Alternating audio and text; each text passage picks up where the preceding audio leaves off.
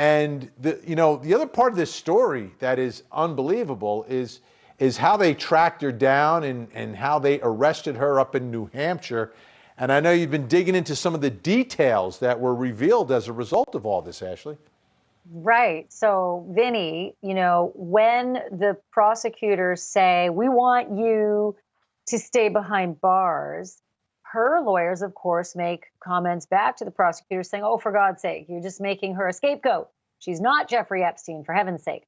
And then they lay out their reasons, and the prosecutors have their rebuttal. And can I just tell you, it is juicy stuff. Their rebuttal really tells you a lot about how she was arrested, what she's all about, what kind of cash this lady has, and what kind of passports, too. So let me start with the arrest itself. First of all, it is a super duper fancy hideaway, a very, very secret hideaway house in New Hampshire with a 1/4 mile long driveway and a gate. And the agents who arrested her had to actually get through the gate before they could get anywhere near that beautiful little house. They had to get through a locked gate. They were met by a security guard on the way to the house. And when they do get to this house, they can see Ghislaine Maxwell racing to go into another room in the house. And they actually had to breach the door to get in. That's not what you call an easy access place, right? So once they did get in, then there's something really interesting that they found. Interesting, funny, and if it weren't so serious, it would be hilarious. Let me read from their paperwork. Moreover, as the agents conducted a security sweep of the house, they also noticed a cell phone wrapped in tinfoil on top of a desk. A seemingly misguided effort to evade detection, not by the press or the public. Which of course would have no ability to trace her phone or intercept her communications, but by law enforcement. So there's that, Vinny. That's what they found. At least that's one of the things they found when they actually got into that beautiful hideaway in New Hampshire. The cell phone was wrapped in tinfoil. I think that's why they thought it would be very secret and nobody would track them up there. Crazy. They'll never, ever be able to trace us if we use the tinfoil. Where would they have That's why I gotten keep that it in the idea? ceilings in my basement down here. I got the tinfoil all in the ceilings down here. Now, you mentioned a security guard. Did they get any information from this security guard who was kind of, I guess, the lookout there? Yeah, they did. But let me set the scene for you a little bit. The New York Post actually had a reporter with an iPhone or some kind of recording device actually try to walk that 1/4 mile long driveway. And, probably not unexpected, a woman like Ghislaine Maxwell, who's grown up in, amazing riches with a super rich family, would probably have security, especially somebody in her situation hiding out. So this reporter gets about halfway up the driveway, crunching along on this dirt driveway, gets a little sneak peek at that hideaway. And then what happens? She sees this man walking towards her. I want you to listen to this, but specifically listen for the accent of the man. Have a look.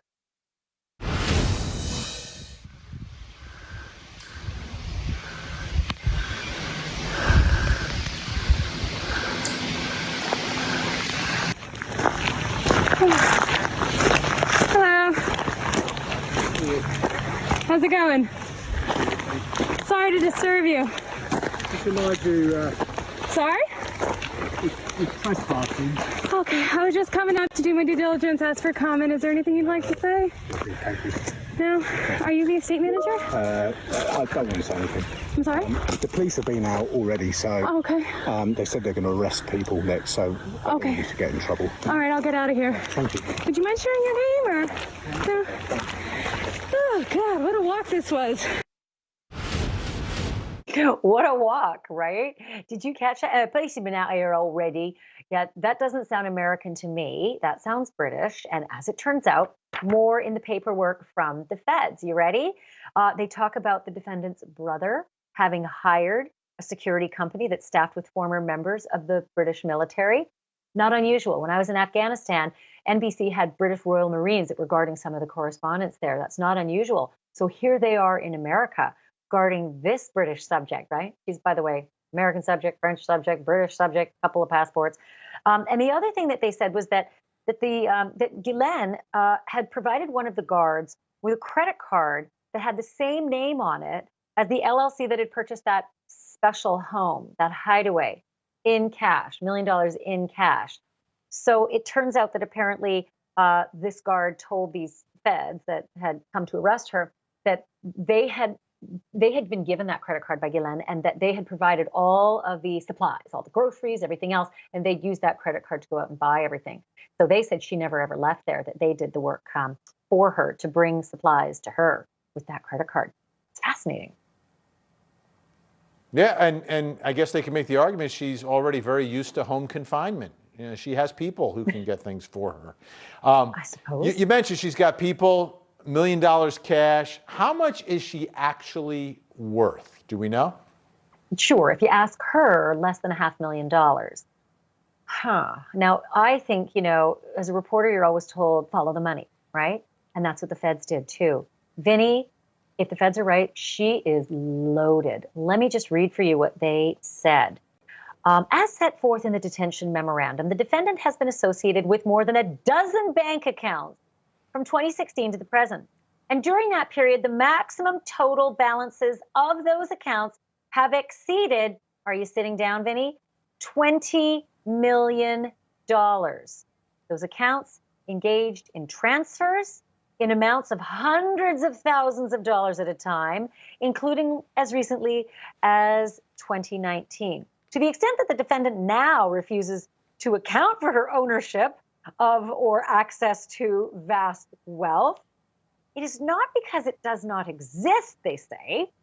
It's because she's attempting to hide it. So what's super interesting, Vinny, if you really dig down into these documents that they found, they discovered that she has an English bank account. This is just a little snippet of some of what she has. They discovered that she has an English bank with accounts totaling over $2 million. Then they discovered a Swiss bank, of which she is the guarantor. And the guarantor of trust apparently has a balance of about $4 million. And then they discovered a whole bunch of transactions between a Swiss bank and a trust account. And at least one of them was like $500,000, and then another one was $750,000. That's a lot of money, going back and forth and just whimsical transfers for somebody who says to the authorities, I'm only worth $500,000. And then there's that beautiful home. That home was paid for in cash, $1 million. Now, we don't know if she paid for it in that cash. Certainly that secret little LLC did, or if she had a friend pay for her in cash. But if she has friends that buy her $1 million house in cash, I want to know who they are. I want to give them a call. They'd be really interesting people. Absolutely. All right, let's look at the other side of the coin now. What do we know about the victims? So there are 3 unnamed victims in the paperwork, right, in the indictment, and they're called victim number 1, victim number 2, and victim number 3. I do not know who victim number 1 and victim number 3 is. I thought I knew who victim number 1 is, but the dates of the offenses actually don't match up with the person I thought, and that's the same person who has accused Prince Andrew. But victim number 2 is Annie Farmer. And Annie Farmer has a sister named Maria Farmer. And I can tell you their names because I've spoken with them and they have been forthcoming. And Annie Farmer will actually be speaking at the hearing. This is the plan for her to be able to speak at the hearing tomorrow. Annie was a young girl. There she is with her sister. Her sister is on the left. Maria's on the left. Annie's on the right.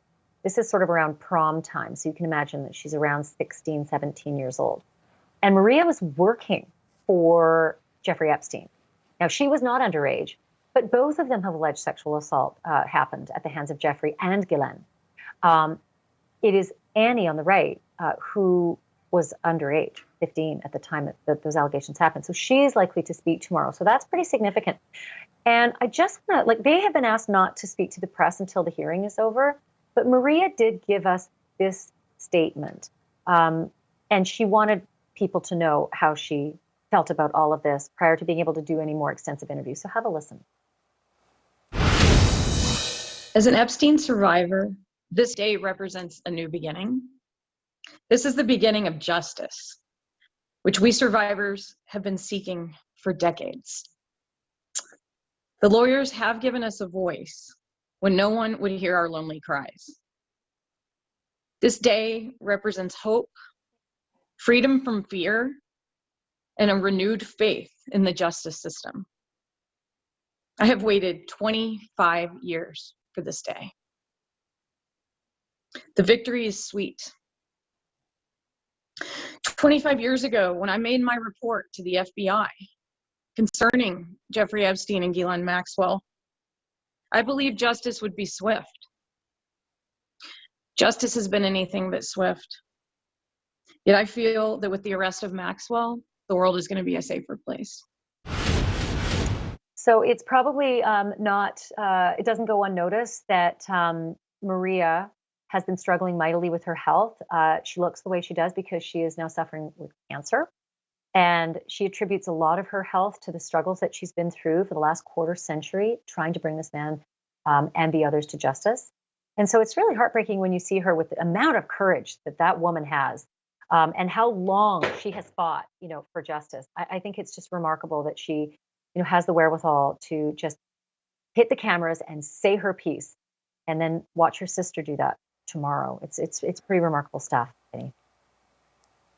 Big day. It's going to be a difficult day, but hopefully for the victims, it's one step closer to something, because they're not going to get justice from Epstein. We know what happened there. Yeah. Ashley Banfield, I know we'll continue to track this one, cover it, and we'll have more updates tomorrow. Vinny, thank you so much. Can I tell you one more thing that Maria told me? I think it Sure. bears mentioning right now. Maria has a lot of interaction that she can talk about between Ghislaine and Jeffrey. And once she said to me, she saw Ghislaine fan out a whole bunch of passports: French, English, U.S., and Israeli. It's the first time I'd really heard that she has Israeli citizenship or a passport. And Maria was adamant that she has an Israeli passport. The documents that the prosecutors have actually put out in favor of keeping her detained and not granting bail suggested that she has a French passport, but it didn't mention the Israeli one. And I just think if you were to think about the collection of those kinds of passports, plus the notion that she really doesn't have any family here, you really have to think about the flight risk of this woman. She has no roots, no family, nothing in the United States. She's able to go and often traveled all around the world to these exotic locales with all of these passports and loads of money. I think that Maria gives that detail, and I think it gives us a lot of insight into what the prosecutors might be thinking with regard to her ability, the money that she has, the knowledge that she has of other places, the friends she has all over the world in high places, and those passports. Yeah, the ultimate flight risk, and which should be the top issue when it comes to bail, because that's the whole point. They want to make sure you show up next time. They want to make sure you don't leave the jurisdiction. Yep, Ashley, thanks so much.